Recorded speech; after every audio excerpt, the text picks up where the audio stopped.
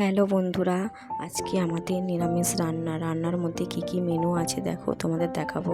দেখো এইদিকে সবজি কাটতে আরম্ভ করে দিয়েছি।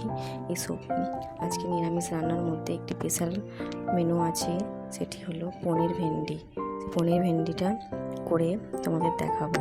দেখো পটল বেগুন সব কেটে নিলাম, এগুলো ভাজা হবে।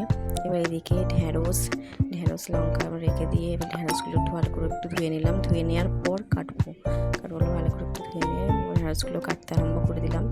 এদিকে কড়াতে পটল ভাজা চাপিয়ে দিয়েছি, পটল ভাজাটা হচ্ছে। এদিকে ঢ্যাঁড়সগুলো আমরা কেটে নিচ্ছি। ভালো করে কেটে নেওয়ার পর ভালো করে ভেন্ডিগুলো সব কাটা হয়ে গেছে। এবার লঙ্কাগুলো আমি কেটে নেওয়ার পর এবার এই ভেন্ডিগুলোকে দেখো এবার হলুদ নুন মেশালাম। এবার তার মধ্যে লঙ্কা দিলাম, কাশ্মীরি লঙ্কা দিলেও হবে কালারটা আসার জন্য। এবার এর মধ্যে বেসন দিলাম, বেসন দিয়ে ভালো করে মাখিয়ে নিলাম। মাখিয়ে এবার রেখে দিলাম। দেখো এগুলো হয়ে যাচ্ছে পটল ভাজা। এদিকে পটল ভাজাগুলো হয়ে যাওয়ার পর এদিকে করলা ভাজতে দিয়ে দিয়েছি। করলা ভাজার পর পনিরগুলো ভালো করে কেটে নিচ্ছি। পনিরগুলো কেটে নেওয়ার পর পনিরগুলো এদিকে করলা ভাজা হয়ে যাচ্ছে। আমার করলা ভাজাগুলো হয়ে গেলে এদিকে কালো জিরে কাঁচা লঙ্কা পোস্ত বাটা সর্ষে বাটা রেডি করে রেখে দিয়েছি। পনিরগুলো এদিকে দেখো তেঁতুলের চাটনি হচ্ছে, চাটনিটা হয়ে গেল। এদিকে পনিরগুলো ভেজে নিচ্ছি ভালো করে। পনিরগুলো ভেজে নেব ভালো করে। ভেজে নেওয়ার পর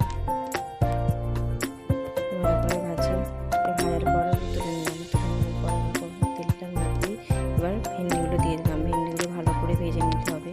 ভাজা করে ভেজে নেওয়ার পর বেসন দেওয়া আছে, তাড়াতাড়ি ভাজা হয়ে যাচ্ছে।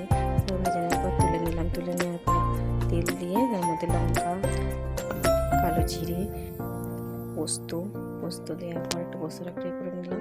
ভেজে নেওয়ার পর এবার সর্ষে বাটাটা দিয়ে দিলাম। সর্ষে বাটাটা একটু ভেজে নেওয়ার পর নুন হলুদ একটু জল দিয়ে দেখো ভেন্ডিগুলো দিয়ে দিলাম। ভেন্ডিগুলো দিয়ে একটু কষিয়ে নিলাম। আর একটু জল দিয়ে দেবো। জল দিয়ে দেওয়ার পর একটু ভালো করে কষিয়ে নেব। পনিরগুলো দিয়ে আরও একটু জল দিয়ে দেবো। জল দিয়ে ফুটতে দেবো। ফুটতে দেওয়ার 20-25 মিনিট পর নামিয়ে নিলাম।